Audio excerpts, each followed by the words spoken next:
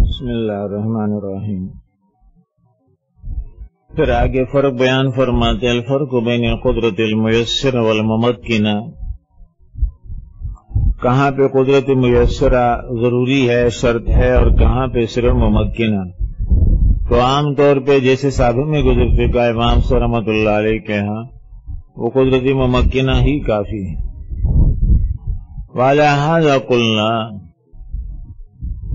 بعض جگہوں پہ یسر کے ساتھ معاملہ ہے، اور جب یسر کے ساتھ ہی تو قدرت میسرہ درکار ہے. وَلَهَذَا قُلْنَا، تو سابق میں یہ بتا چکے ہیں، لَا تَرَى أَنَّهُ خَصَّ الزَّكَاةَ بِالْمَالِ النَّامِي الْحَوْلِ وَالْعُشْرِ بِالْخَارِجِ حَقِيقَةً وَالْخَرَاجِ بِالتَّمَكُّنِ مِنَ الزَّرَاعِ. تو وہاں عشر بالخارج حقیقیہ یہ یسر ہے، اور خراج کو بالتمکن من الزراع قدرت ممکنہ کے ساتھ جوڑا ہے. اس کی وجہ بتائی تھی، کیونکہ خراج لیتے ہیں کافر سے، تو وہاں یہ شبہ ہو سکتا ہے کہ کافر نے جان کر اس زمین کو بیکار رکھا، بے زراعت رکھا، کیونکہ وہ جانتا ہے کہ اگاؤں گا، اس کو آباد کروں گا، اس میں سے فصل برآمد کروں گا، تو آدھی فصل عمارت والے، عمارت اسلامیہ والے مجھ سے لیں گے. تو ہو سکتا ہے فساد نیت کی بنا پہ اس نے نہیں اگایا ہو اور اس کا اپنا خرچہ اور کام چل رہا ہے، تو خزانے کو نقصان پہنچانے کے ارادے سے اس نے ہو سکتا ہے ایسا کیا ہو، تو اس کے لیے خراج میں بالتمکن من الزراع وہاں قدرت ممکنہ ہی کافی، اور عام زکوٰۃ اور عشر میں میسرہ. آگے فرماتے ہیں یسر میں اور ممکنہ میں کیسے فرق سامنے آئے گا. وَلَهَذَا قُلْنَا أَنَّ الْحَانِسَ فِي الْيَمِينِ، وہ جو حانس ہو گیا یمین میں، اذا ذهب مالہ، حانس ہو گیا یمین میں، تو پہلے تو چاہیے تھا ظاہر فاطعام 10 مساکین او کسوتہم، 10 مسکینوں کو کھانا کھلانا ہے اور یا ان کو کپڑے دینے ہیں. تو یہ مال ادا کرنا چاہتا تھا کہ مال اس کا نہیں رہا، تو اگر مال نہیں رہا تو اس کے بعد فرمایا فصیام 3 ایام، پھر 3 روزے ہیں. ہاں ایک قراءت میں ابن مسعود کی قراءت میں فصیام 3 ایام متتابعات ہے، 3 روزے، اور وہ کیسے متتابع متصل، ان میں فاصلہ نہ ہو، منتشر نہ ہو. صرف ابن مسعود رضی اللہ تعالیٰ کی قراءت میں، بقیہ قراءات میں ایسی تصریح نہیں، لیکن بار حکم یہی ہے کہ 3 روزے وہ ایک ساتھ رکھے جائیں، ایک بعد دیگرے پیدر پہ. کفر بالصوم، مال نہیں رہا اس کا، 2 دن پہلے مال ہلاک ہو گیا، تو اب وہ 3 روزے رکھ سکتا ہے. لأن التخییر فی انواع التکفیر بالمال، کیونکہ تخییر جو دے رہے تھے فرمایا وہ تو جو مختلف انواع تھے کفارے کے، تو وہ کفارہ بالمال، اور وہ کفارہ بالمال جو ہے اب ادا نہیں کر سکتا کیونکہ مال نہیں رہا. والنقل عنہ الى الصوم للعجز فی الحال، اور اب جو مال نہیں رہا تو حکم آیا کہ جناب 3 روزے رکھ لے، تو یہ تو وقتی طور پہ عجز ہے اس کا، ابھی جو فوری عجز آیا ہے اس کے. مع توہم القدرت فیما یستقبل تیسیرا للاداء، تیسیرا للاداء کا تعلق مع توہم سے نہیں ہے، بلکہ فرمایا والنقل عنہ الى الصوم للعجز الحالی تیسیرا للاداء، یہ مراد تب معنی سمجھ میں آئے گا. اور ہم جو منتقل ہو گئے کہ فوری، اگر اس کے پاس پیسے نہیں رہے، 2 دن پہلے سارے پیسے ہلاک ہو گئے، تو یہ 3 روزے رکھ لے تیسیرا للاداء، ادا کو اس پہ آسان کرنے کے واسطے. اور اگر ادا کو ہم اس پہ آسان نہ کرتے تو پھر ہم کہتے کہ جناب نہیں، یہ دیکھے قریب پھر اس کے پاس مال آ جائے گا، مہینے 2 مہینے بعد جب بھی مال آ جائے تو پھر یہ کفارہ اطعام اور کسوہ ادا کر لے. لیکن ایسا نہیں کیا گیا. جب ایسا نہیں کیا گیا تو تفسیرا للاداء فکان من قبیل الزکات، تو یہاں بھی یہ قدرت میسرہ ہو گئی، جس طرح زکات میں ہم دے رہے تھے وہاں بھی اس کے لیے ہولان ہول ہے. پھر اس کے بعد پوری ادائیگی نہیں، بعد میں کر سکتے ہیں، قسطوار کر سکتے ہیں، مؤخر کر سکتے ہیں. فکان من قبیل الزکات مع القدرت المیسرہ، کیسی قدرت ہے؟ قدرت میسرہ کے. الا ان المال ہونا غیر عین، دیکھیے لیکن وہاں تو مال متعین ہے، زکوٰۃ میں مال متعین ہے، تو وہ مال اگر جاتا رہا اور پورا کا پورا چلا گیا تو اس پہ کوئی زکوٰۃ نہیں آئے گی۔ 11 مہینے مال رہا اس کے پاس اور 12واں مہینہ پورا ہونے سے پہلے سارا مال ہلاک ہو گیا، نہیں رہا، نصیب دشمنا ایسا ہوا اس کے ساتھ، تو اب کہتے ہیں کہ اس کے بعد اگر دوسرا مال اس کے پاس آ جائے، اس کی بالکل بنا ہی ختم ہو گئی، نصاب ہی ختم ہو گیا، اولی جڑ ہی اس کی اکھڑ گئی۔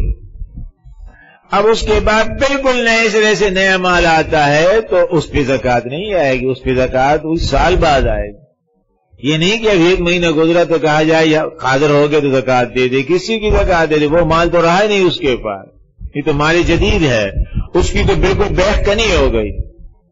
ہاں بیخ کنی نہ ہوئی وہ الگ بات، جڑ موجود ہے نصاب کی صورت میں، نصاب سے گھٹا نہیں، مال کم نہیں ہوا، اوپر جو تھا مثلا 20 لاکھ 50 لاکھ سارا چلا گیا، لیکن نصاب کی جڑ موجود ہے، اولی بیس اور بیخ موجود ہے، اس پہ بھی ٹھیک ہے زکوٰۃ آئے گی ہر حال۔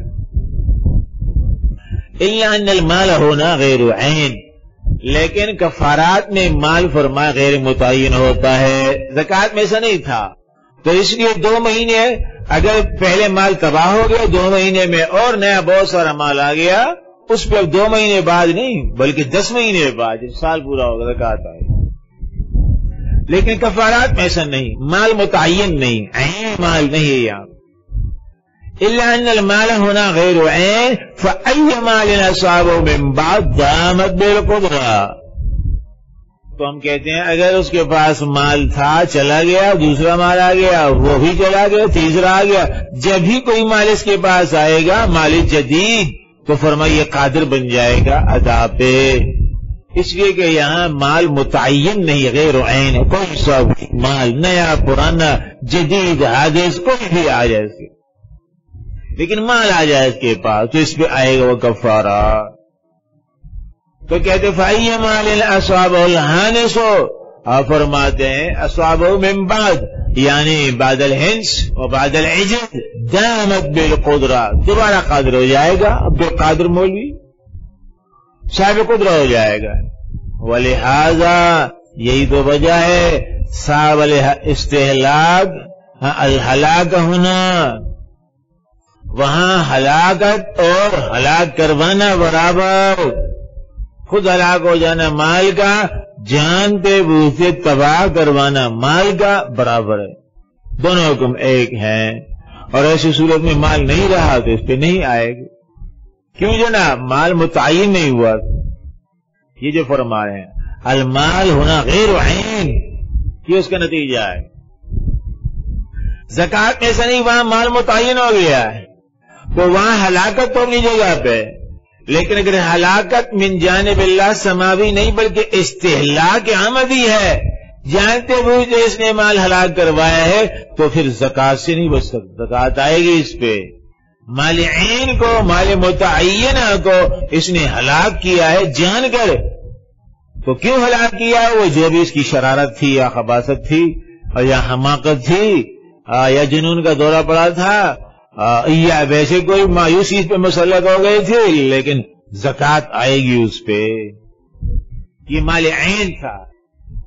اور جب مال عین نہیں ہے، مال غیر عین ہے، تو پھر اگر ہلاک کروا دیا تو نہیں کہہ سکتے کہ جناب اسی لیے اس نے ہلاک کروایا کہ اس پہ کفارہ نہ آئے، کیونکہ کفارہ تو کسی بھی مال پہ اس پہ آ سکتا تھا، تو اگر وہ مال ہلاک کروا دیا نیا اس کے پاس آ گیا تو پھر، اور روزے نہیں رکھے اس نے تو دوبارہ کفارہ متوجہ، تو پھر ہلاک کروانا بیکار ہوا۔ وہاں جب ہلاک کروانا بیکار ہوا تو ہم کہیں گے اب گوئے کہ اس ارادے سے اس نے نہیں کیا ہوگا کہ کفارے سے بچ جائے، کیونکہ کفارے سے بچ نہیں سکتا باوجود ہلاک کروانے کے، تو اس لیے فرماتے ہیں یہاں ہلاک استہلاک برابر ہے، اور وہاں زکوٰۃ وغیرہ میں نہیں، وہاں اگر ہلاک سماوی ہے تو ٹھیک، استہلاک ہے تو پھر اس پہ چونکہ اس نے جان کر کیا ہے ایک مال متعین کو کہ اس پہ ہر حال میں زکوٰۃ آئے گی، اس نے ہلاک کروایا تو وہاں سزا کے طور پہ اس پہ آئے گی۔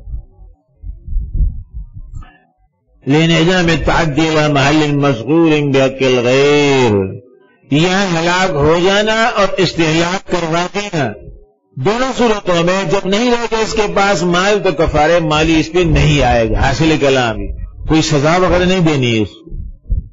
مال نہیں رہا تو کفارہ نہیں ہے، اور مال آ گیا تو کفارہ آ جائے گا نئے مال کے ساتھ۔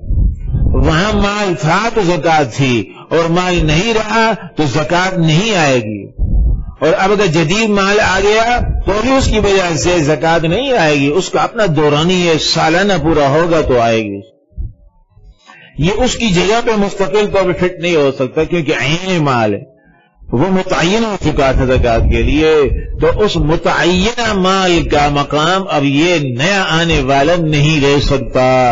دیکھو مولی گل فراز کو کیسے مزے سے سو رہا ہے، اب آنکھیں کھول لی اس نے، ممریلی آنکھوں سے دیکھ رہا ہے، پرخمار آنکھوں سے، ممریلی آنکھوں سے، نیم خوابی آنکھوں دیکھ ایسے پوچھو کیا فرق ہے جناب؟ زکوٰۃ کا مال ہلاک کروا دیے تو اس پہ زکوٰۃ آئے گی یا نہیں؟ اور فطرے کا مال ہلاک کروا دیے تو فطرہ آئے گا یا نہیں؟ بتا مولی گل فراز، سو رہا تھا ٹاپو، تقریر دل پذیر ہو رہی ہے، واضح لا نظیر ہو رہا ہے، ادھر دیکھ رہا ہے یہی ٹاپو، خود ہی تم وہ ٹاپو اور ٹاپو کو کیوں دیکھ رہے ہو؟ خود ہی تو اپنی ذات میں ٹاپو ہو، ادھر ادھر دیکھ رہا ہے، چود ہے ادھر ادھر اور موروں کو دیکھ رہا ہے۔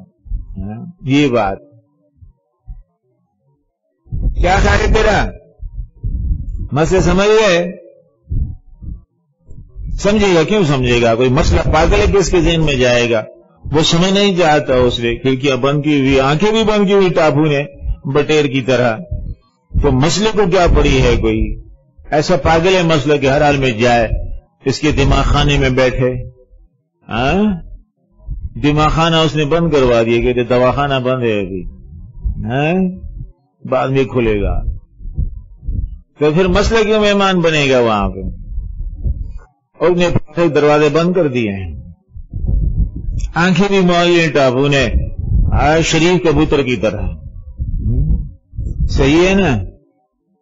اب ہنس رہا ہے، ثنایا دکھا رہا ہے، ثنایا اولیاء دکھا رہا ہے، اب جاگ گیا یہ، لیکن مسئلہ انشاءاللہ اس کو یاد نہیں ہوا اور نہ یاد ہوگا، اور نہ اس کو کبھی افسوس ہوگا اس بارے میں، ورنہ اس کی ایسی تازی جان جو ہے متاثر ہو جائے گی، اور وہ متاثر نہیں ہونے دے گا، اسی طرح ہی رہے گا، لال گلال رہے گا بغیر مسئلے کے، بغیر کچھ اثر لیے۔ وَلِهَذَا صَابَ الْإِسْتِهْلَاكَ الْهَلَاكَ ہونا، اس لیے یہاں ہلاک ہو یا ہلاک کروائے، بہرحال جو ہے فطرہ نہیں آئے گا جب مال نہیں ہوگا، اور جب مال ہوگا تو فطرہ آئے گا، اور وہاں ایسا نہیں، وہاں اگر استہلاک ہے تو زکوٰۃ آئے گی، اگرچہ یہ فی الوقت کلاش ہے تو خود جان کر اس نے خود کو کلاش بنایا ہے، کوئی مظلوم نہیں ہے، شرارتی فنکار ہے، تو پکڑو اس کو۔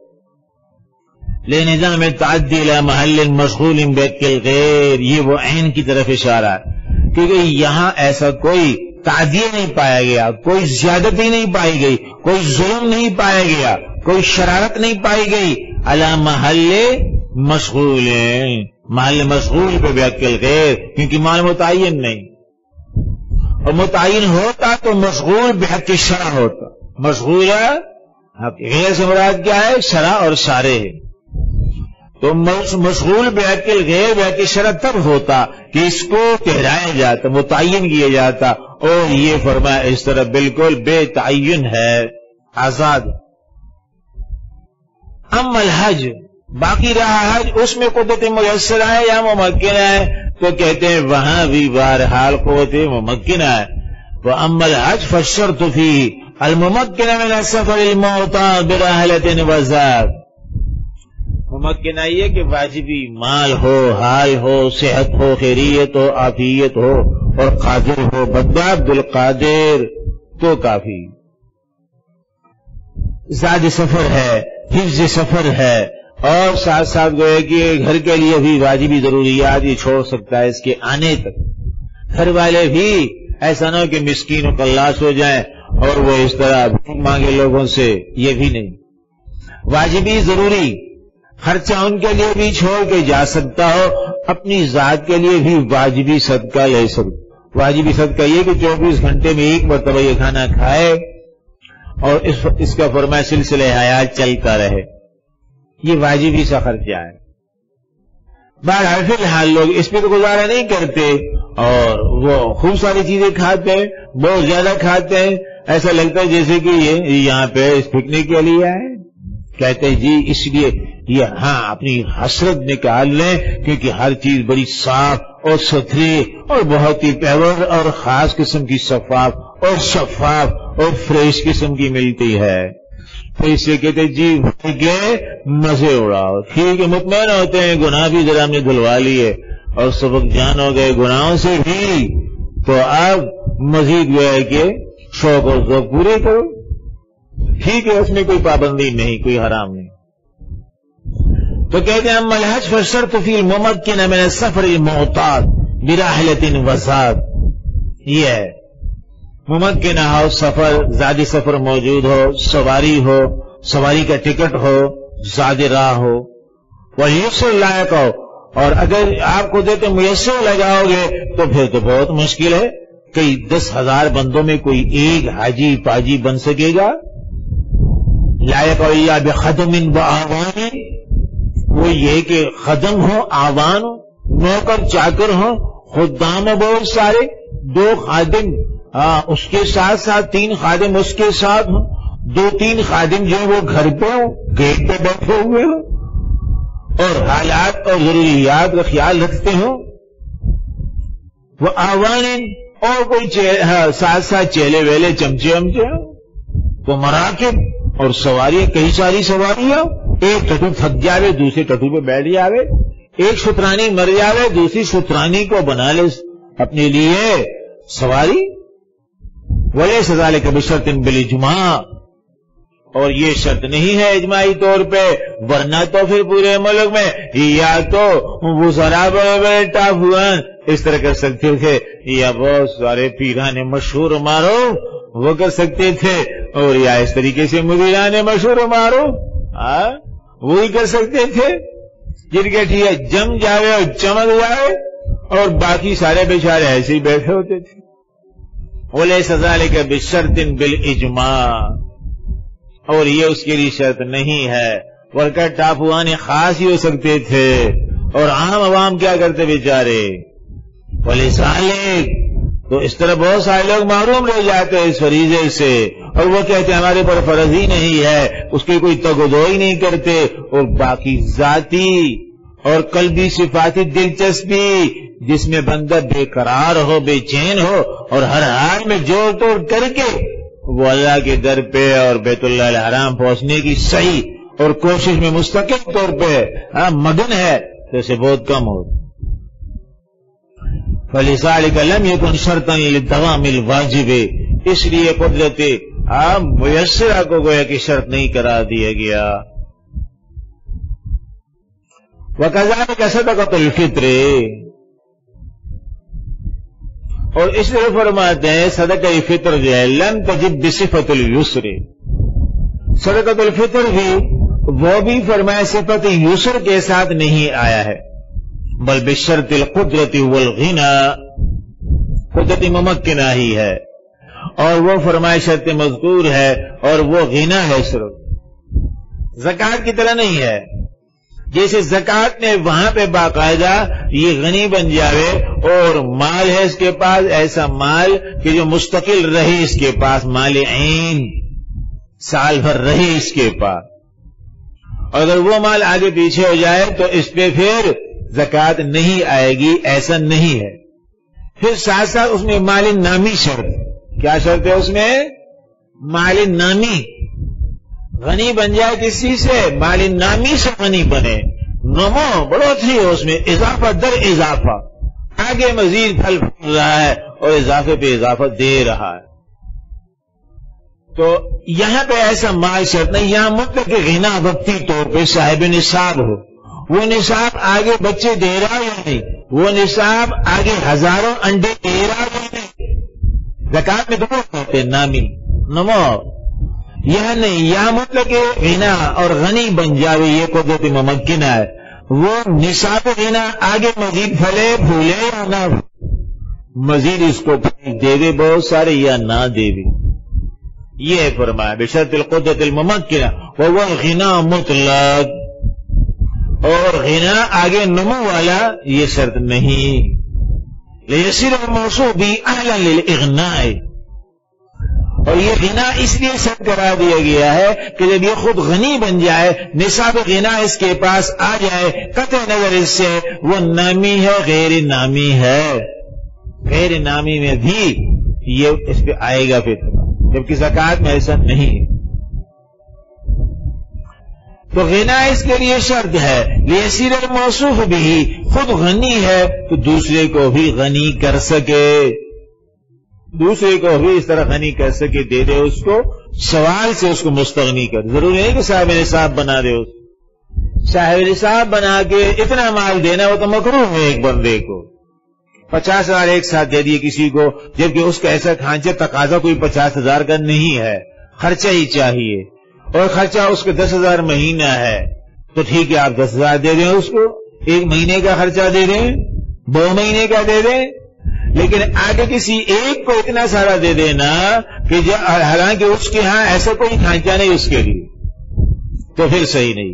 وہ الگ بات ہے کہ اس کا کوئی پیشہ بھی نہیں ہے، دھندا بھی نہیں، کوئی فنکار بھی نہیں اس لحاظ سے، اور اتفاقی طور سے وہ گردش زمانہ میں آگے مقروض ہو گیا،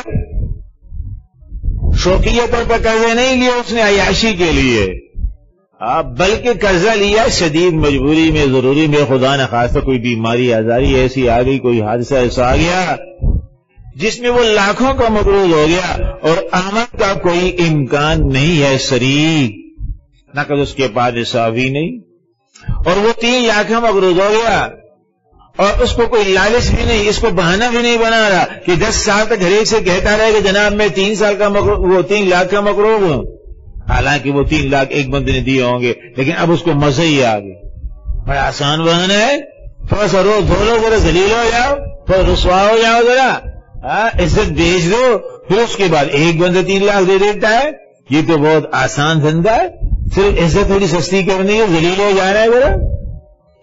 تو اس طرح بھی بہت سارے ہیں، شروع میں مجبوری میں مانگ لیتے ہیں، لیکن اگر کوئی رحم دل مل گیا، اس کی ساری مجبوری یا آدھی مجبوری جو بہت بڑی تھی ایک بندے نے دور کر لی، دوسرے نے آدھی اور دور کر لی، اور اس میں کوئی اس طریقے سے ذات خصیص موجود ہے، تو اس کے بعد مستقل اس خصت پہ اور خفت بھی وہ آمادہ ہو جائے۔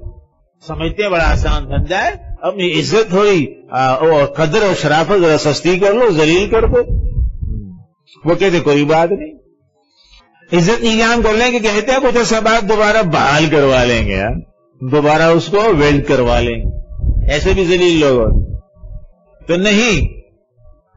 لیصیر الموصوف بھی اہل للاغناء، وہ اہل ہے، آپ دوسرے کو غنی بنا سکتا ہے، لیکن غنی بنانا نہیں ہے کسی کو، بلکہ اس کی ضرورت اور وقت کٹی کے لیے اس کو دینا ہے۔ اللہ تعالیٰ انه یجب بثیاب البذلہ، آپ دیکھتے نہیں ہو، فرمایا فطرہ آئے گا آپ کے پاس اور آپ کے ذمے آئے گا ہر شے میں، ثیاب بذلہ ہے، استعمال کے بہت سارے کپڑے، استعمال کے بہت سارے برتن ہیں، حالانکہ کام چل سکتا ہے 2-4 سے اور 100 رکھے ہوئے ہیں، اسی طرح تمام چیزیں، فرنیچر وغیرہ بہت اعلیٰ ہے، اور گاڑی رکھی ہوئی ہے، گاڑی اس کی کام چلا سکتا ہے 3 لاکھ والی فٹپٹی سے، اور گاڑی دی 10 لاکھ ہی اس نے، تو یہ سارے کام ہے۔ فرمائے بذلہ، بذلہ کے معنی غیر نامی ہے کہ جو چیز استعمال میں آتی ہے وہ نہیں بڑھتی آگے، کیا خیال ہے، یا بڑھتی ہے؟ جو بھی شے استعمال میں آ گئی سوائے سونے چاندی تو ان میں تنزل ہی ہے، سونے چاندی میں یہی ہے، اگر آپ نے ڈھلوا دیے باقاعدہ اور زیور بنوا دیے تو کافی ساری کٹوتی ہوتی ہے، دوبارہ اسی کے پاس لے جاؤ، آپ نے لیا تھا اسے کتنے میں، 1 لاکھ میں لیا، اسی ٹاپو کے پاس مہینے بعد لے جاؤ، کہے کہ جناب 75,000، مشکل سے 80,000 ہے، آگے نہیں لے گا۔ تو اس لیے کہ بزل سے استعمال سے اس میں کمی آ جاتی ہے، پھر 1000 بہانے کرتے ہیں کہ جناب اس میں یہ ہمیں نقصان ہوتا ہے، یہ اس کو گلائیں گے، پھر ذرات اڑیں گے، کم پڑ جاتا ہے یہ۔ تو یہ ان کا اصول و ثابت ہے مستقل طور پہ، جتنے بھی ہوتے ہیں سونار ونار، باقی چیز تو گری جاتی ہے، لیکن سونے کے بارے میں سمجھتے ہیں کہ شاید وہ نہیں گرتا، تو وہ تو اس کی قیمت کے لحاظ سے جیسے ہلکا ہوتا جاتا ہے تو اس کا تولہ بڑھتا جا رہا ہے، 10,000 سے 50,000 تک پہنچ، تو پیسے کی وقت گرتی جا رہی ہے۔ اور سونا استعمال سے بہرحال وہ گھٹتا ہی ہے، بزلہ میں شامل ہے، یہ نہیں کہ اس پہ کوئی اثر نہیں پڑتا۔ تو بین الاقوامی اصول ان ٹاپ 1 سوناروں نے بنایا ہے کہ جناب خرد کے نام سے گئے، جب واپس کرو گے اور یہ گھلا ہوا اور بنا ہوا سونا ہوگا تو اس میں سے کہیں 1/3 اور کہیں پہ 1/4 مستقل طور پہ وہ کاٹتے ہیں، کہتے ہیں یہ ہمارا اصول و ضابطہ ہے، آپ چونچرا کرتے ہو تو لے لو واپس۔ اس کو نام خرد کا دیتے، کیا دیتے ہیں؟ خرد کا نام، پرانے جو سونار، اور کہتے ہیں اتنا حصہ جو ہے وہ ضائع ہو جاتا ہے، دوبارہ گلانے میں پھر ڈال لیں۔ تو دیکھیے بٹن والی کوئی بھی شے ہو، ہاں مستقل طور پر گلی ہو طریقے سے، جسے جدید اصطلاح میں بسکٹ کہتے ہیں، تو بسکٹ رکھا ہوا مستقل آپ کے پاس، اس میں پھر بار کٹوتی نہیں ہوتی، وہ بزل میں بھی نہیں ہے، پھر استعمال میں نہیں۔ تو یہ جو وسیاب البزلہ اس طرح فرمایا، جو ساری اضافی چیزیں ہیں تو ان میں یہ فطرہ آئے گا آپ پہ، وَلَا يَقَعُ بِالْيُسْرِ، حالانکہ ان سے یسر نہیں آتا، کوئی اس طرح مالدار باقاعدہ طور پہ نہیں ہوتا۔ کیا بزلے کے سیاب سے کوئی مالدار بنتا ہے؟ کسی کے پاس استعمال کے لیے 3 سوٹ ہیں، دوسرے کے پاس 10 ہیں، دوسرے کے پاس 15 ہیں، تو کیا وہ کہے میں بہت سرمایہ دار ہوں اس لیے کہ میرے پاس 20 سوٹ ہیں؟ یہ کوئی سرمایہ داری ہے؟ تو سارے اس کو مالداری نہیں کہتے ہیں، وہ تو اپنا شوق ہے، اور بہرحال اپنے مذاق ہیں الگ الگ، لیکن اس سے یسر نہیں آتا۔ یسر کے لیے کہ مال موجود ہو اور وہ نصاب بھر ہو اور وہ نامی ہو یا غیر نامی ہو، یہ یہاں نامی شرط نہیں، اور زکات کے لیے نامی شرط۔ یہ انا لیست بنامی، یہ دیکھیے اس لیے کہ بدلہ کی اشیاء، استعمال والی تمام اشیاء نامیہ نہیں ہوتی۔ اس نے ایسے اضافی انڈے نہیں دینے، ایسے اضافی بچے نہیں دینے ہیں کہ بڑھوتری آوے۔ فَلَمْ يَكُنِ الْبَقَاءُ مُفْتَقِرًا إِلَى دَوَامِ شَرْطِ الْوُجُوبِ، تو اس لیے وہاں پہ مستقل طور پہ دوامی شرط وجوب کے لیے ضروری نہیں ہے کہ یسر کے ساتھ یہ پائے جاوے، بلکہ پھر میں کسی موقع پہ بہرحال اس کا غنا پایا جائے، سال بھر ضروری نہیں۔ اس لیے اگر عید کی رات بھی یہ صاحب نصاب ہو گیا اور غنی ہو گیا، نامی غیر نامی کوئی بھی، تو اس پہ فطرہ آئے گا، یہ اصول اور ضابطہ ہے۔ اور اس طرح یہ اگر نصاب والا رہا اور یہ عید کی رات ہی گویا کہ اس طریقے سے افطار سے پہلے پہلے یکسر یہ ہو گیا بالکل خالی اور کھنگلا اور بالکل ہی گویا کہ کچھ بھی نہیں رہا اس کے پاس، تو نہیں آئے گا اس پہ فطرہ۔ فَلَمْ يَكُنِ الْبَقَاءُ، تو پھر قدرت کی بقا نہیں ہے، تو میں مفتقران ضروری الى دوام شرط الوجوب، یعنی وجوب کی ہی آپ فرمائے جو شرط ہے اس کی دوام کے لیے مستقل طور پہ سال بھر ضروری نہیں ہے یہ نصاب پایا جائے۔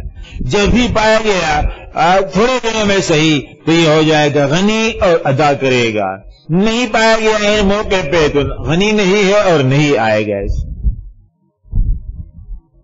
آگے پھر فرماتے ہیں فصل فی صفۃ الحسن للمامور به وقبحه، تو یہ تو بتا دیا آپ کو کہ عوامر کے لیے کن کن عوامر اور احکام کے لیے قدرت میسرہ شرط ہے اور کن کن کے لیے قدرت ممکنہ۔ عمومی طور پہ امام صاحب رحمۃ اللہ علیہ کے ہاں خاص طور پہ عبادات اور طاعات کے لیے قدرت ممکنہ ہی شرط ہے۔ ہاں مالیات میں کئی سارے احکام خاص طور پہ جو اہم اعمال میں سے زکوٰۃ ہے اس کے لیے قدرت میسرہ کو شرط کر دیا گیا، اور یا اس طریقے سے عشر وغیرہ کے جو مسلمانوں سے لیتے ہیں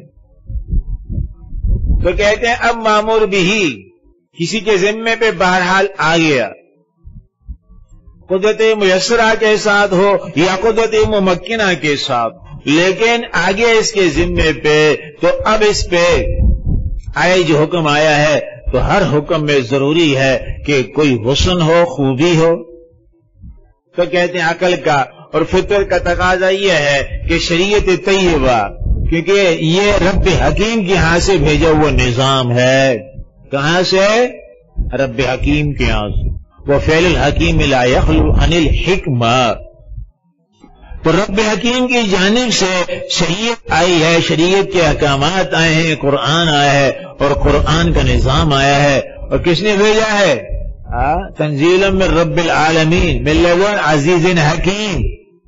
تو ضروری ہے اس میں ہر حکم میں حکمت. حکمت کے معنی خوبی ہو. کیا ہو؟ کوئی نہ کوئی خوبی پائے جس کو حسن سے تعبیر کر. اور ہر منع میں، ہر نہیں میں، ہر نفی میں لازماً کوئی نہ کوئی قبح تھا، کوئی خامی تھی. اس لیے رب حکیم نے اپنی کتاب حکیم میں منع فرما دیا اس سے. یہ فرمایا فطرت کا تقاضا ہے. سلیم الفطرہ بندہ وہ اس طرح سوچنے پہ مجبور ہو جاتا ہے کہ لازماً حکیم رب کی جانب سے جس کا حکم اس میں خوبی موجود، وہ خوبی ہمیں محسوس ہو یا نہ. اس میں حسنیت اور حسن موجود، وہ حسن ہمیں محسوس ہو یا نہ. منہیات میں قباحت ہے اور وہ قبح موجود ہے، وہ قبح ہمیں محسوس ہو یا نہ. ہم دیکھیں یا نہ دیکھیں، ہمیں دکھائی دے یا نہ دے، لیکن قبح اس میں موجود ہے. جب بھی شریعت طیبہ نے منع کر دیا اس سے، نہیں کے ذریعے سے اور یا نفی کے ذریعے. چلو آگے اس کو انشاءاللہ کرتے ہیں.